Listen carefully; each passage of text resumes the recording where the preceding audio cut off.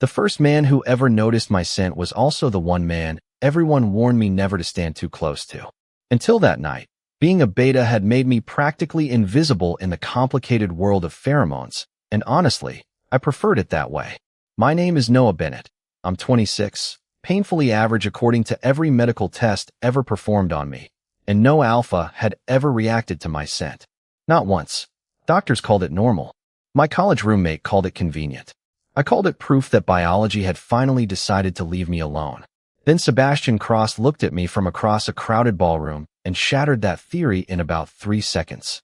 I was working the annual Blackwood Institute gala, surrounded by crystal chandeliers, $500 suits, and people who could probably purchase my apartment building without checking their bank accounts. I had been assigned to coordinate research presentations, which mostly meant carrying a tablet around while pretending I belonged there. Everything was going perfectly until Grant Mercer cornered me beside the champagne table. Grant was an alpha, wealthy, smug, and apparently convinced that being born with impressive pheromones counted as a personality. He leaned closer, then laughed. "Relax, Bennett. Nobody can even smell you." I smiled because arguing with donors was generally considered bad for employment. "Great. One less thing for you to complain about." His expression tightened. Mine improved. And then somewhere behind him, glass struck marble. The sound was small, but the room went strangely quiet. I looked across the ballroom. Sebastian Cross stood nearly 40 feet away, staring directly at me. Everyone knew Sebastian. 31 years old, heir to one of the largest biotech fortunes in the country, publicly classified as an unusually dominant alpha, and famous for having enough self-control to make statues look emotionally unstable. Except he didn't look controlled now. His champagne glass lay broken near his shoe. His shoulders had gone rigid. His eyes stayed fixed on me as though the other 200 people in the ballroom had vanished. I glanced behind myself. Nobody. Wonderful. The terrifying billionaire was definitely staring at me. Sebastian started walking. People moved aside before he reached them. Grant straightened beside me, suddenly much less entertaining. Sebastian stopped several feet away. For one strange second, nobody spoke. Then I noticed his hand. It was clenched so tightly against his side that his knuckles had gone pale. His breathing was measured, but only because he seemed to be forcing every breath into rhythm. "Mr. Cross," I said. His gaze sharpened. He took one step closer, then another. Something changed in his expression, a crack in that legendary composure, and he abruptly stopped. Instead of approaching me again, Sebastian stepped backward and braced one hand against the wall. "Don't come any closer." I blinked. "You're the one walking toward me." Grant made a nervous sound that might have been a laugh. Sebastian ignored him completely. His attention remained on me, confused, alarmed, almost disbelieving. And somehow that frightened me more than anger would have. "What exactly is happening?" I asked. Sebastian's jaw tightened. "You're sent." I actually looked down at myself, which was ridiculous because scents were not visible. "I'm a beta." "I know." "Then why are you acting like I set off a fire alarm?" For the first time all evening, Sebastian Cross looked genuinely shaken. He studied me for another long second, then asked the question that made my stomach drop. "Noah, who told you that you're a beta?" By 9 the next morning, I had convinced myself Sebastian Cross had either been exhausted, temporarily insane, or suffering from the most expensive allergic reaction in American history. Then an assistant escorted me to the 42nd floor and informed me that Sebastian had personally cleared his entire morning schedule for me. That was when denial became significantly harder. His office occupied the corner of Cross Biotech headquarters, all dark wood, glass walls, and a view of downtown that made the cars below look like toys. There was just one problem. Sebastian was not actually in the office. "Mr. Cross," I called. "Over here." His voice came from beyond a second glass wall. I turned and found him, standing inside what looked like a private conference room. The door was sealed. A small control panel beside it glowed green. I stared at him. "Are you quarantining yourself?" "Temporarily." "Because of me?" Sebastian said nothing. Somehow that was worse. I walked toward the glass. He immediately stepped backward. I stopped. He stopped.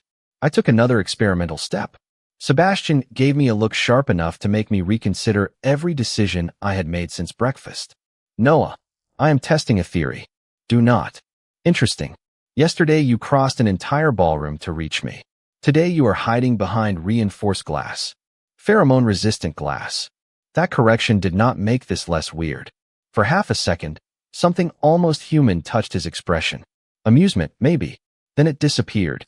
Last night should not have happened. There it was. The sentence I had been expecting. I folded my arms. Good. We agree. That is not what I mean. Sebastian approached the barrier slowly, stopping several feet from it. Even separated from me, he carried the kind of quiet authority that made people lower their voices without realizing it. I have spent years controlling my reactions. Yesterday, I smelled you before I saw you. My sarcasm abandoned me. From 40 feet away? Approximately. That is impossible. Yes. The word landed softly. That made it heavier. Sebastian explained that rumors were already spreading through the company. Several guests had recorded the incident, and people were asking why a supposedly ordinary beta had caused Sebastian Cross to lose composure in public. His security team wanted me kept away from him. His medical staff wanted answers. Sebastian wanted both. So what happens now? I asked. For the next few days, you work directly with my office. I laughed. He did not. You are serious.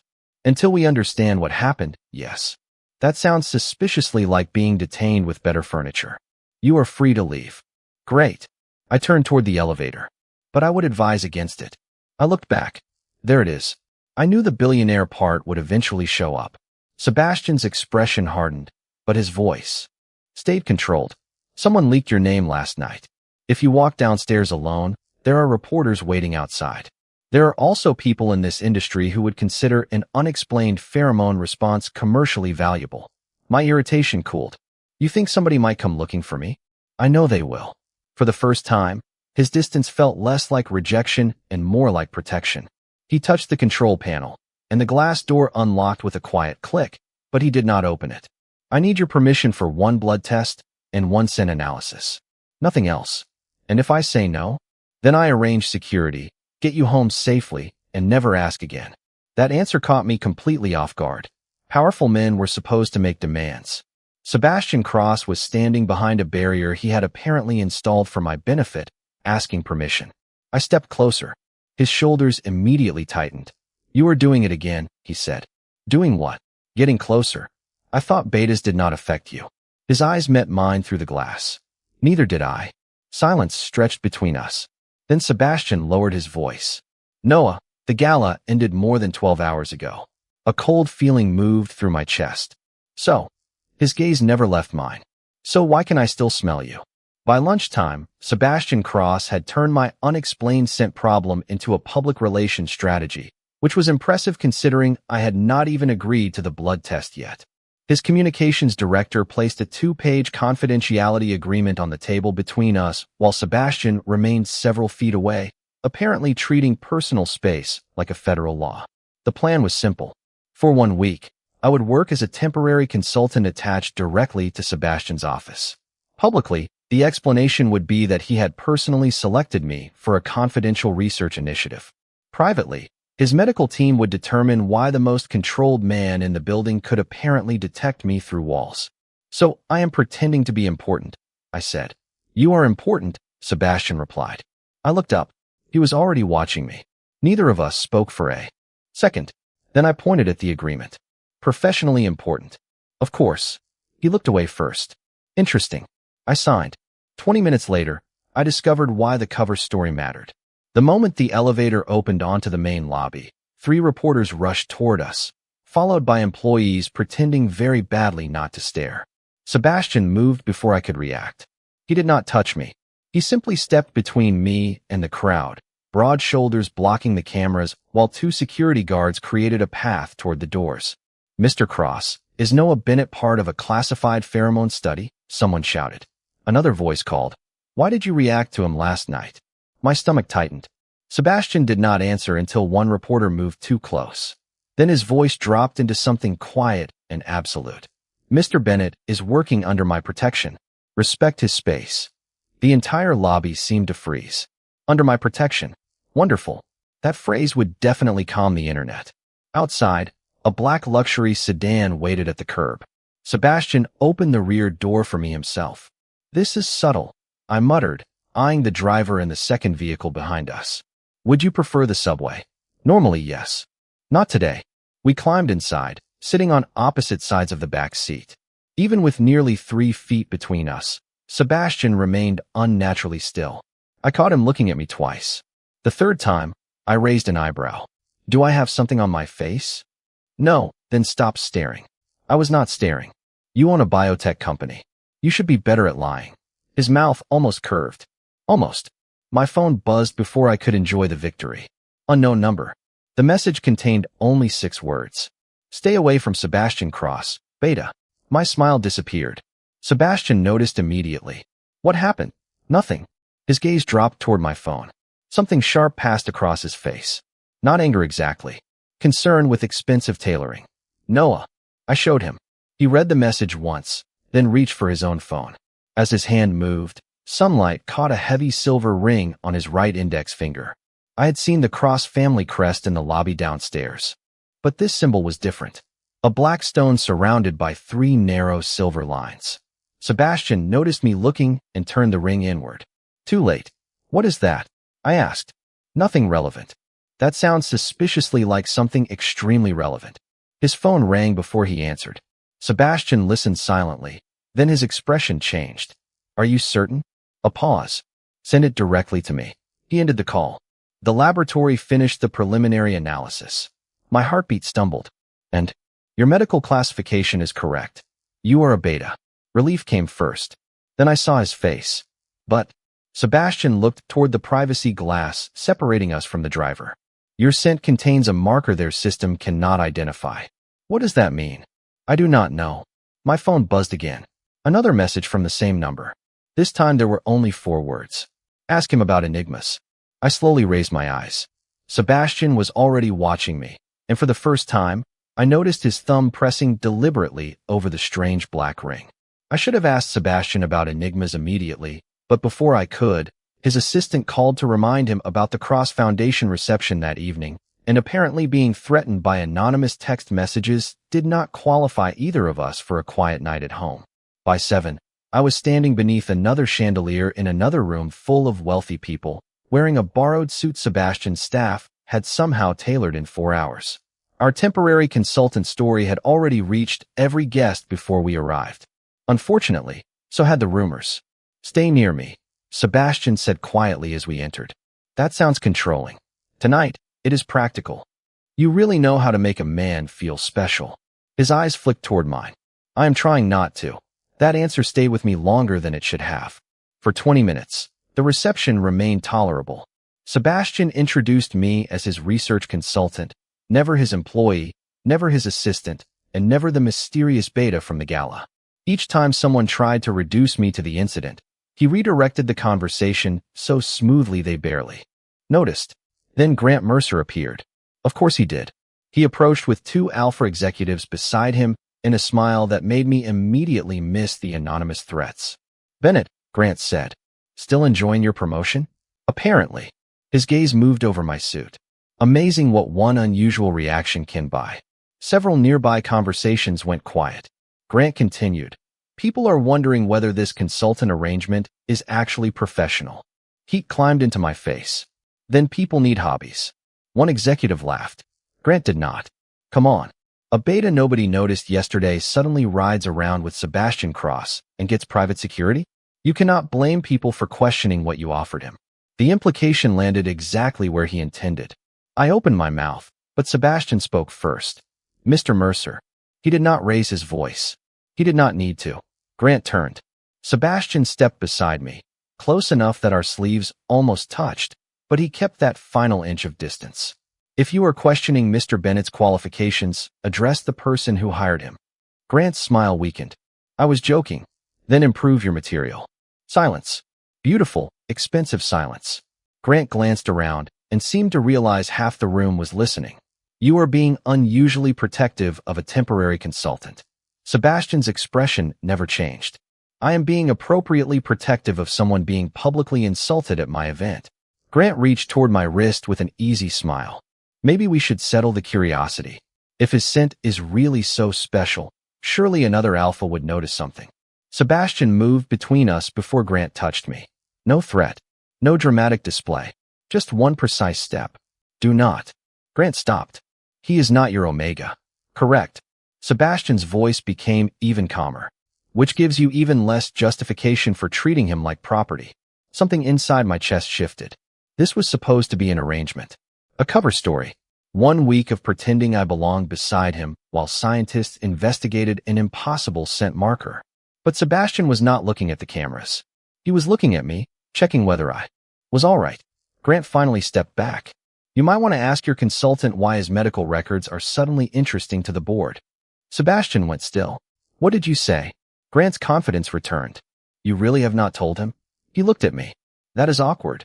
Told me what? Grant lifted his champagne glass. Cross Biotech researched your unidentified marker before either of you walked into that ballroom. My stomach tightened. Sebastian's face revealed nothing, which suddenly felt like an answer. When? I asked. Grant smiled. The project was terminated 26 years ago. The room seemed to shrink around me. I was 26. I turned toward Sebastian. His gaze dropped for one fraction of a second to the black ring on his hand. Sebastian, not here. You knew? I knew the project existed. That careful wording hurt more than a lie. My phone vibrated inside my jacket. I pulled it out. The anonymous sender had written again. This time, there were 7 words. He knows why you were born a beta. I made it all the way to the sidewalk before the rain started, because apparently the universe had decided subtlety was no longer necessary. Within seconds, cold water soaked through my borrowed suit and turned downtown into a blur of headlights and silver pavement. I kept walking anyway. My phone had 7 missed calls from numbers I did not recognize, 3 messages asking whether I had manipulated Sebastian Cross, and 1 news alert describing me as his mysterious beta companion. Perfect. 26 years of being invisible, and suddenly strangers had opinions about my DNA. A black sedan rolled slowly beside me. I ignored it. The rear window lowered. Sebastian looked out. Get in. No, it is raining. Excellent observation. Noah. Go away, Sebastian. The car stopped. A moment later, a door opened behind me. I expected an argument. Instead, Sebastian appeared holding an umbrella. He did not grab my arm or block my path. He simply walked beside me, keeping the umbrella over my head while rain darkened the shoulders of his own coat. This is ridiculous, I said. Probably. Your car is right there. You said no. That stopped me. Sebastian Cross, a man who could probably have an entire city block cleared with 1 phone call, was getting soaked because I had refused a ride. You could go back inside. I could. He did not. We walked another half block before exhaustion finally won. I stopped beneath the awning of a closed coffee shop. Sebastian remained several feet away. Always several feet. Was any of it your choice? I asked. His expression changed. What? That first night. The way you looked at me. The way you keep reacting. Is any of this actually you? Or am I just some biological switch somebody built 26 years ago? Sebastian looked as if I had asked the one question he had spent his life avoiding. I do not know where instinct ends, he said finally. My chest tightened. He continued before I could leave. But I know where my choices begin. Rain tapped against the umbrella between us. I chose not to touch you at the gala. I chose the glass barrier because I was afraid I might frighten you. I chose security because your name had leaked. And I am standing in the rain because you told me not to put you in my car. I looked away. That does not erase what you hid. No excuses. Somehow that made it harder to stay angry. Sebastian removed his coat and held it toward me. I stared at it. You are already wet. So are you. Compelling argument. I took it anyway. It was warm from his shoulders. Why did your family hide what you are? His face closed for a moment, then slowly opened again. Because an alpha heir could inherit a company. An Enigma heir belonged to a program. His father had known from the beginning. Doctors, researchers, private evaluations, years of being told compatibility mattered more than affection. At 18, Sebastian had discovered the old project files and learned that his family had spent decades searching for someone whose biology matched his. So you became the human glacier, I said softly. A faint, tired smile appeared. It was easier than becoming their experiment. For the first time, I saw the loneliness beneath all that control. Not coldness. Armor. My anger did not disappear, but it changed shape. I am still not coming back to the office. I know. And I am still angry. You should be. You are terrible at arguing. I have been told otherwise. I almost smiled. Almost. Sebastian offered the car again, this time like a question. I nodded. He opened the door and waited until I was inside before walking around to the other side. During the ride, he kept his distance. When we reached my apartment, he did not follow me upstairs. He only handed me a card with a private number. Security will remain outside. You never have to see me again if that is what you want. I looked at him. Is that what you want? Sebastian was silent for a long moment. No, one word. Quiet. Honest. Then his phone lit up on the seat between us with an incoming message. He looked at it, and every trace of softness vanished. I caught only the first sentence before he turned the screen away. They have no assent sample. The next morning, I learned there were worse ways to wake up than discovering strangers had turned your private life into a public trial before you had finished making coffee. My phone would not stop vibrating. At first I assumed it was another round of gossip about Sebastian, but then I saw my own face on the screen. Someone had leaked the temporary consultant agreement. Not the real one. A carefully edited version. The section explaining the research investigation was gone, while the compensation language had been rearranged to make it look as if Sebastian had paid me to stay close to him and perform a relationship for the press. Beneath it were photographs from the reception, the sedan, and last night outside my apartment. One headline called me the beta who fooled Sebastian Cross. Another suggested I had manufactured the entire Scent incident to gain access to his family. Then came the messages. Gold digger. Fraud. Opportunist. I turned my phone face down. It immediately buzzed again. Sebastian, do not leave your apartment, he said the moment I answered. Good morning to you too. Noah, listen to me. Grant has scheduled a press conference at Cross headquarters. My stomach dropped. Why? Because he has your scent sample. 2 hours later, against Sebastian's very specific instructions, I walked into Cross headquarters anyway. I was done hiding while other people explained my existence. The lobby was packed with reporters. Grant stood near the center beside 2 members of the Cross board, looking almost cheerful. Sebastian was nowhere in sight. There he is, Grant announced when he saw me. Cameras turned. The consultant himself. You forged that agreement. Did I? Grant lifted several pages. Your signature is right here. On a different document. Murmurs spread through the crowd. Grant smiled. And yet you accepted private transportation, security, expensive clothing, direct access to Sebastian Cross, all immediately after creating a very convenient biological spectacle. My face burned, but I refused to look down. You stole my medical information. I obtained evidence relevant to the company. He held up a small sealed vial. My scent sample.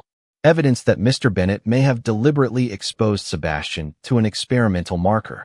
That accusation hit the room like electricity. Suddenly, I was not merely greedy. I was dangerous. A reporter asked whether I had targeted Sebastian. Another wanted to know how much I had been paid. Then the crowd shifted. Sebastian had arrived. He crossed the lobby with his security team behind him, expression unreadable. Relief hit me so quickly it almost hurt. Grant turned toward him.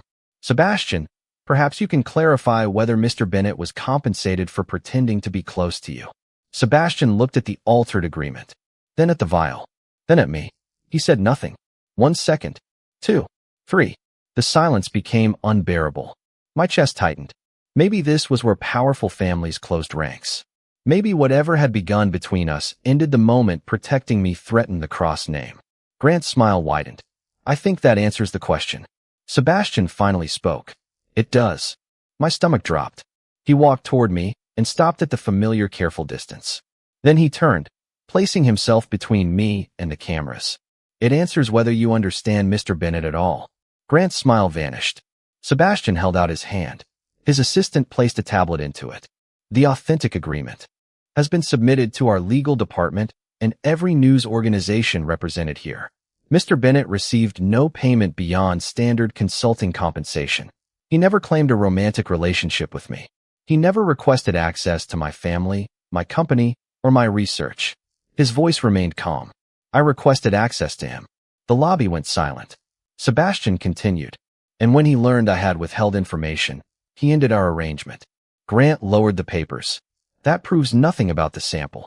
No, Sebastian said. But the security footage showing your employee removing it from our laboratory does. Grant went pale. Sebastian did not even look pleased.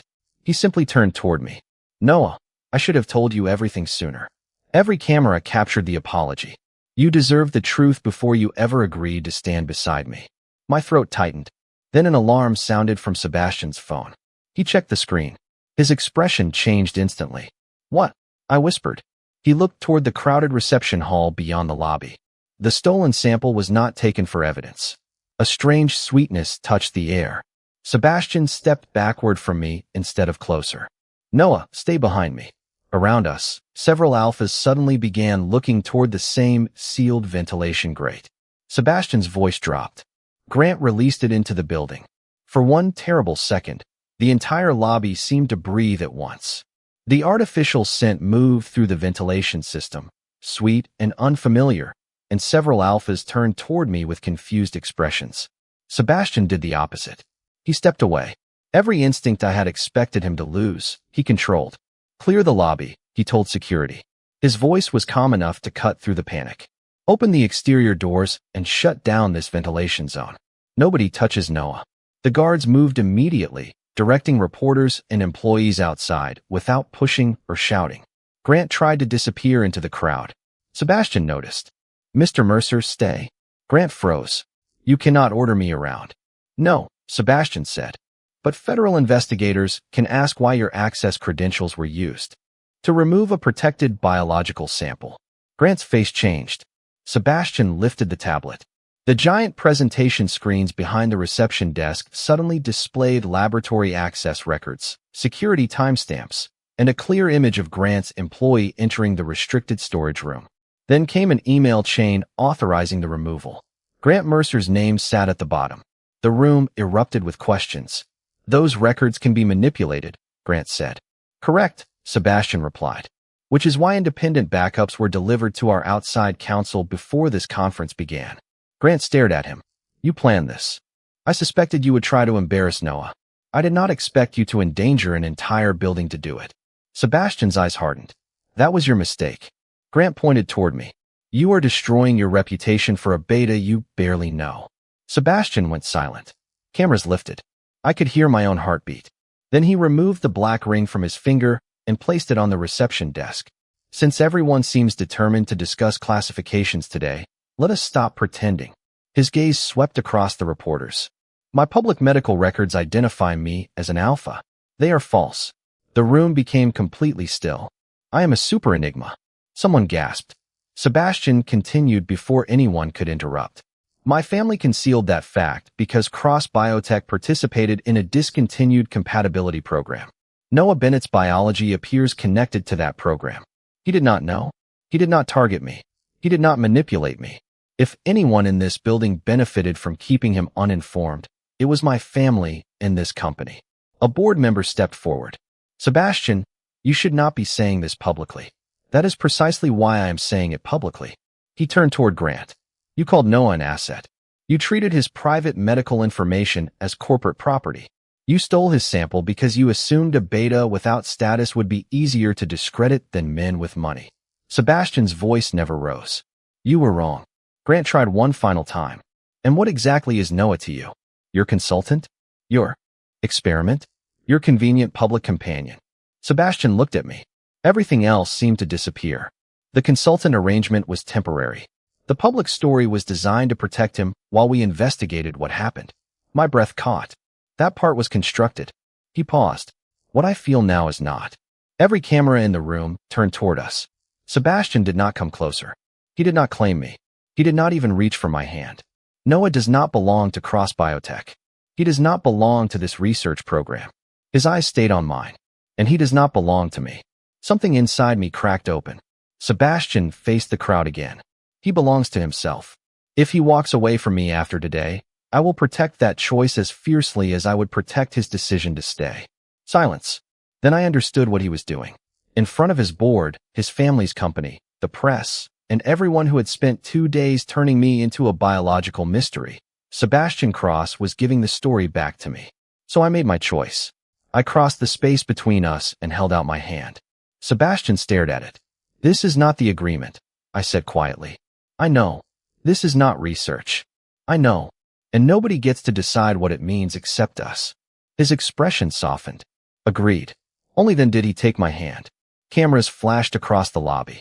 Grant Mercer was escorted toward waiting investigators. The board stood speechless, and Sebastian looked at me as if the entire world had finally gone quiet. Then his assistant hurried over with a newly recovered file. Sebastian read the first page, and the color drained from his face. Noah. I squeezed his hand. What now? He turned the document toward me. At the top was my birth date. Beneath it were two words that changed everything. Compatibility successful. The words compatibility successful should have made me feel like a laboratory result. Instead, standing beside Sebastian with half the press still watching us, I felt something stranger. Relief. Not because the file explained me, but because I finally understood that the file did not define me. 3 days later, independent investigators confirmed what Sebastian had suspected. The old cross program had identified rare beta families whose pheromone markers could interact with Enigma biology. My parents had participated in an early medical study without being told its real purpose, and my birth had later been recorded by the program as a successful compatibility case. There was no secret transformation waiting inside me, no hidden Omega classification. I was exactly what every legitimate medical test had always said I was. A beta. The extraordinary part was never that I had been misclassified. It was that someone had decided my ordinary life belonged in a confidential file. Sebastian shut the program down permanently.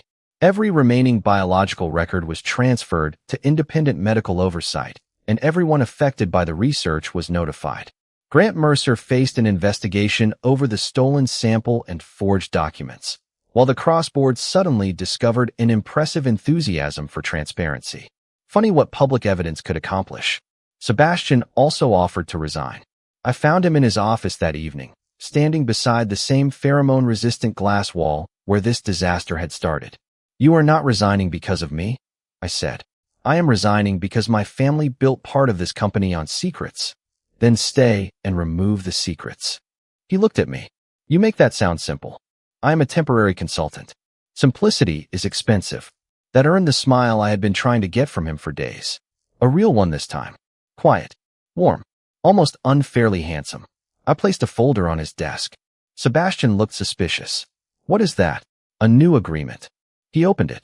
There was exactly one page. I had typed it myself. No medical testing without permission. No corporate decisions about my life. No security detail unless there was an actual threat. No pretending for cameras. And absolutely no mysterious billionaire behavior before coffee. Sebastian read the last condition twice. That one seems discriminatory. Sign it. He signed. Then he noticed the final line. Personal relationship status, to be determined voluntarily by Noah Bennett and Sebastian Cross. His eyes lifted slowly. You added this. I did. Why? I leaned against the desk. Because I spent 3 days asking whether biology made you choose me. My voice softened. I forgot to ask whether I was choosing you. Sebastian became very still. Not the frightening stillness from the gala. This was Hope trying not to move too quickly. And he asked. I am still deciding. His face fell just enough to make me laugh. Sebastian, I am joking. You have terrible timing. I learned from a man who waited until after a public scandal to mention he was a super enigma. Fair. I held out my hand, exactly as I had in the lobby. Dinner. A real one. No consultants. No research. No cameras. Sebastian looked at my hand before taking it carefully. No contracts. We literally just signed one. Right. We left through the front entrance instead of the private garage. Reporters were still waiting beyond the doors. Sebastian paused. We can use another exit. 3 days earlier, I would have. Instead, I tightened my fingers around his. No. I am tired of other people deciding what this looks like. We walked outside together. Cameras flashed. Questions followed us down the steps, and Sebastian never pulled me closer for appearances. He simply stayed beside me. Weeks later, the headlines faded. The investigations continued. Life became surprisingly normal. Sebastian learned that grocery stores existed. I learned that he owned 4 identical black coats because apparently variety frightened billionaires. We argued about coffee, laughed more than either of us expected, and discovered that chemistry was much easier when nobody was measuring it. One night, standing on his balcony above the city, I finally asked the question that had started everything. So my scent really got your attention from 40 feet away? Sebastian looked embarrassed. Closer to 38. That is somehow worse. Probably. I smiled. And everything after that. He stepped closer, then stopped, leaving the final distance to me as he always did. Everything after that was my choice. I closed that distance and rested my head against his shoulder. Good, I said, taking his hand. Because this is mine. For most of my life, I thought being unnoticed meant there was nothing remarkable about me.